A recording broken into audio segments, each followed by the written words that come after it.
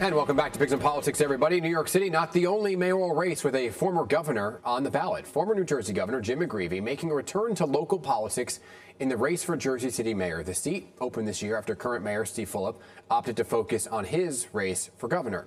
Jim McGreevey joining me now, so good to see you, sir. Welcome back to Pigs and Politics. Dan, good to be with you. So here we are, right? We're 40 days away. You announced your candidacy for mayor nearly a year ago. It's a tight race. So what do you think that is about it being so tight? And what's your message in that final home stretch? I think, Dan, what I try to do is just focus on the issues of concern to Jersey City families. I mean, you know, Jersey City budget is $700 million. The school board budget is $1.1 billion with a B. I mean, I think folks are concerned about property taxes. They're concerned about whether it's property taxes, whether it's rents, and the impact. I think they're concerned about affordability, the quality of schools, safe and clean streets, public safety, the importance of community policing, and candidly, e-bikes.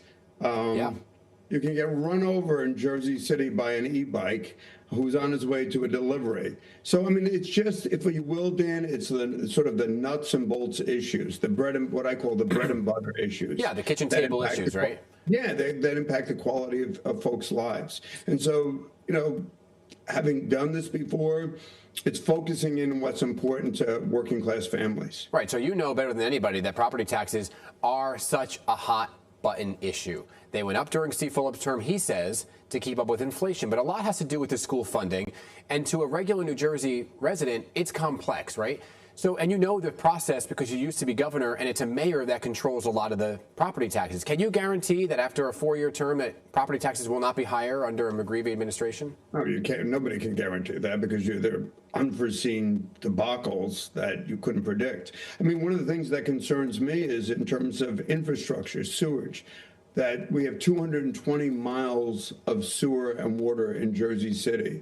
And what concerns me is, frankly, that you have certain parts of the city where demand has increased by 40%, but capacity hasn't increased. So when you're looking at sewers and water, you have the prospect that's going to cost upwards of $2.6 billion. But I can say this, though, Dan, I'm going to be religious to make sure that we live within our means. My goal is to control property taxes, if not long-term, begin to level out property taxes in Jersey City. So I'm inextricably committed to cutting, to living within our means, and to being fiscally prudent. That's my drive. But if there's an unforeseen emergency, I think it would be irresponsible to make a broad-based pledge. Yeah, I mean, and that's for property taxes. But overall, 70% of Jersey City residents actually rent, and rather than own their homes. Me. Okay, and the rent, as you know, as Jimmy McMillan once said in New York City, too damn high. So how do you plan to address that and level out or make changes to rents? Can you? Well, I mean, part of it is that this municipal government itself has to live within its means. You can't have municipal government and keep going up and up and up in cost, and obviously through algorithms, that's passed on to renters. The second thing is you have to provide affordability in terms of renters, whether it's for senior citizens, whether it's for the local cop or fireman or teacher, workforce housing. Affordability is so critically important. And so what I want to do is I want to work with our faith-based community, candidly, that has a significant amount of land in Jersey City, whether it's our churches or temples or mosques, and partner with them and provide for upzoning so that whether it's senior citizen housing, affordable housing, workforce housing, we provide moral alternatives to affordable housing. That has to happen. Okay. And the other area that we have to be concerned about is bringing more businesses to Jersey City. Jersey City's only business can't be building market rate housing. And by the way, Dan, one of my concerns is who's working on those jobs. I don't see Jersey City young men. I don't see Jersey City women building on those jobs. I want to see Jersey City folks working on Jersey City projects. I just want to be the Jersey City mayor, making sure that the quality of life for every Jersey City family is improved. And that's what I did as Mayor Woodbridge. God willing, that's what I did in the state legislature. I'm going to be that bread and butter guy that improves safety and quality of our streets, clean streets, community safety, and the quality of our schools. So I recently had one of your fellow candidates on the show, City Councilmember James Solomon, who said that you were courting Trump voters, taking donations from the same people who donate to the president. Do you have a response to it? Yeah, I mean, like, we send out solicitations, and whoever contributes, I say thank you, and I don't look to their background. I don't look to their voting history. I would suggest few elected officials do.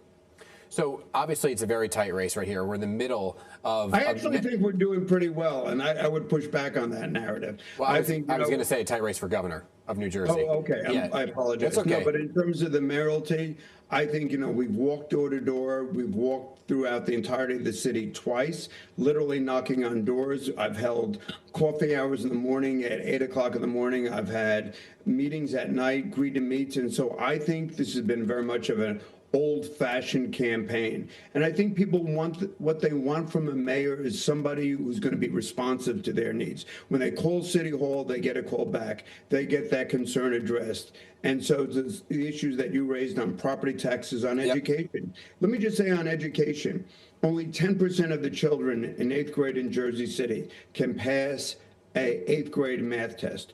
Only 39% of the children in 3rd grade can read at 3rd grade reading levels.